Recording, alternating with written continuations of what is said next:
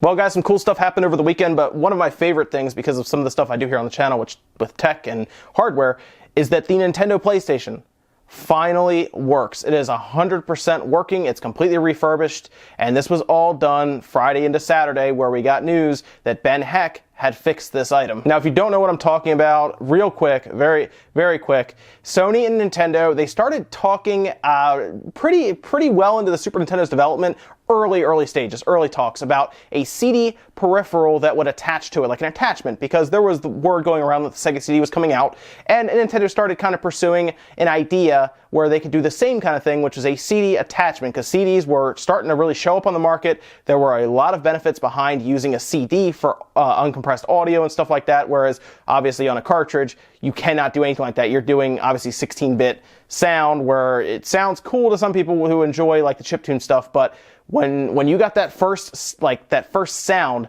of uncompressed audio on like a CD player back then in the early 90s, that was it. So what do? Nintendo goes to Sony, who had been making chips in the Super Nintendo. That's right, Sony was the company making the sound chip for the Super Nintendo.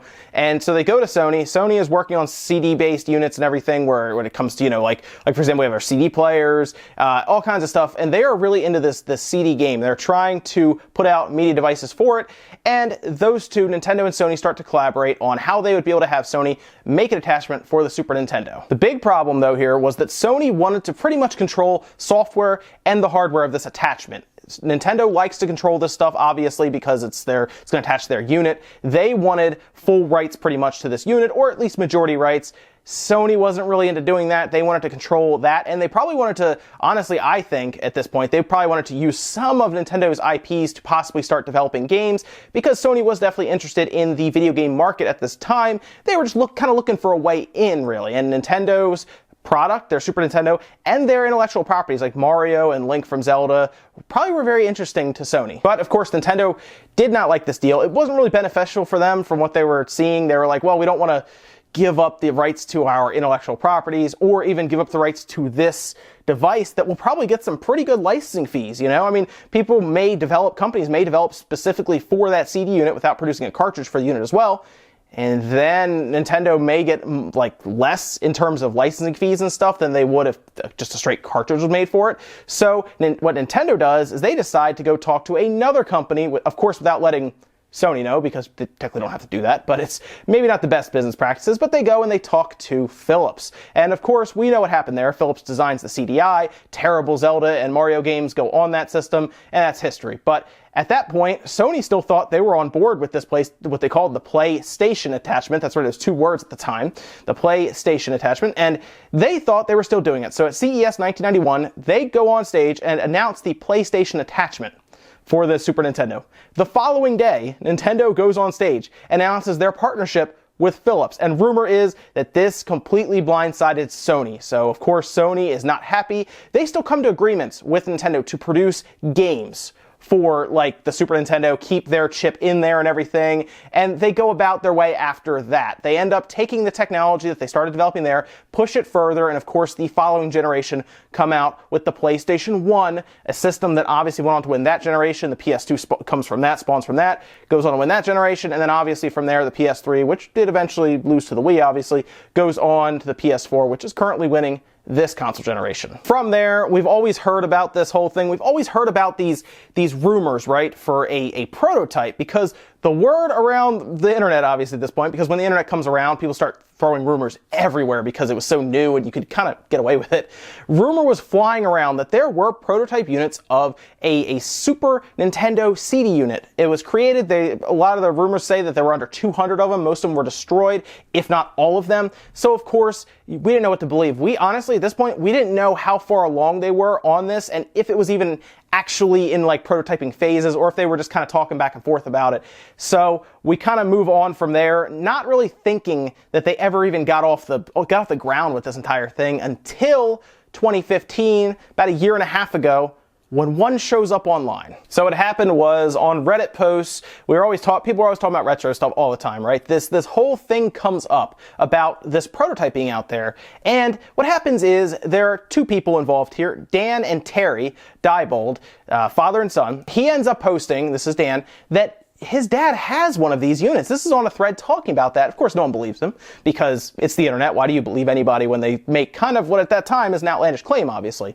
And then a few days later, maybe a week later, he goes on Reddit, makes his own post and says, hey, here's my dad. I think it was CD combo system for the Super Nintendo, and at that point the internet exploded. Mostly because this was the missing link. This was the prototype that people, made stories about, legends. Your uncle from Nintendo told you that this prototype existed, but everyone kind of rolled their eyes and said, yeah, I'm sure they actually made that. I'm sure Nintendo and Sony actually made a system together.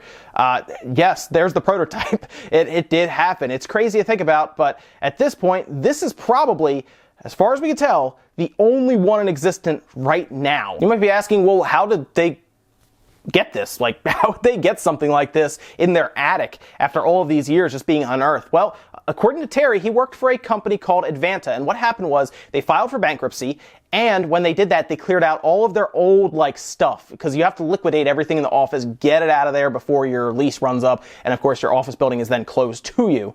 So they get all this stuff out, and they just start putting it in rooms, he said, and then you'd go through, you would do auctions, and you would buy the stuff left over. A lot of people were buying computers and monitors, and just mostly junk, obviously. He ended up buying what are essentially boxes in a room, and one of the boxes held this unit along with what they were saying, a boot cartridge. And he was asked, how did this system get there to Advanta? And Terry said that one of the board members at Advanta was a CEO at Sony at one point, the Sony Interactive Entertainment. This was Olaf Olafsson, and he just happened to keep this prototype, I guess, as a memento, and maybe forgot it when he left, or just didn't care about it at the time, because to him it was old, and who cares really, right?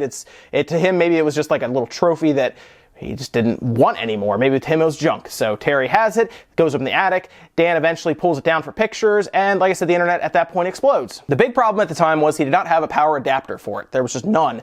So after some time, people started to help him figure it out, and eventually he was able to plug it in, and it would turn on, and it would boot Super Nintendo games, but there was no sound, and the CD drive did not work. So what do you do in that case? You call one of the most popular engineers / builders, BenHeck. You get him on the phone, you say, hey, we have a very priceless unit, and we want it to work. Can you help us?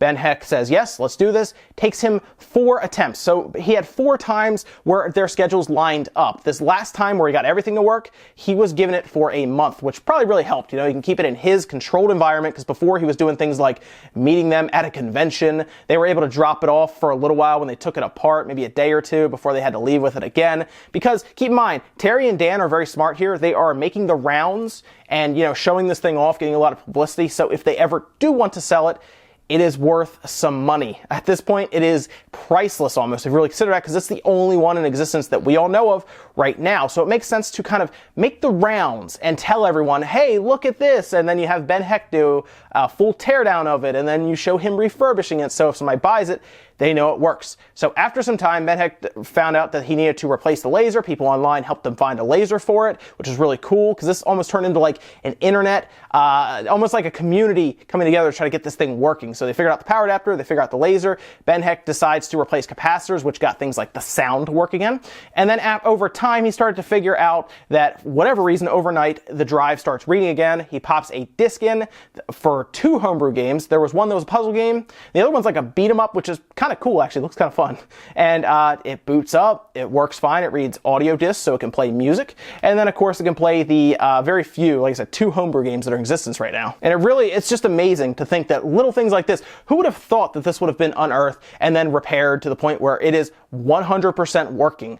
It's not something you think would ever happen. I think most of us thought it was an idea that never came to light, at least certainly not prototype stage, because if this was to prototype stage, history could have been completely different. Like, if Nintendo stuck with Sony or they worked it out, it was to the point where it was going to be competitive with the Sega CD. Despite BenHeck kind of going through it and theorizing that the Sega CD was more powerful than this prototype, that the prototype does not necessarily mean that's what would come to market. It could have been right there and comparable with the Sega CD, and it would have had definite support from Nintendo, who probably would have put some different things on there. There was a big rumor going around for a while that it's still unclear if this is true, that Secret of Mana was originally designed to take advantage of that CD unit, the attachment, and they ended up having to scrap that idea and instead opt to just use the cartridge. Whether that's true or not, we'll never know.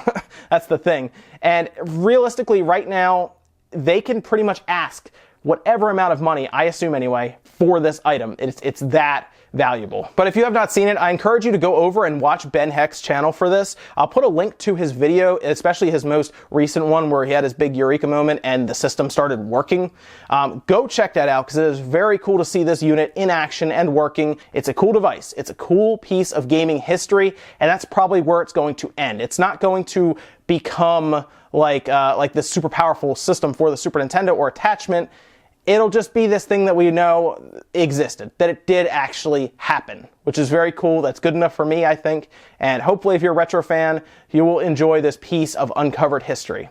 That's it for now, guys. I will see you next time.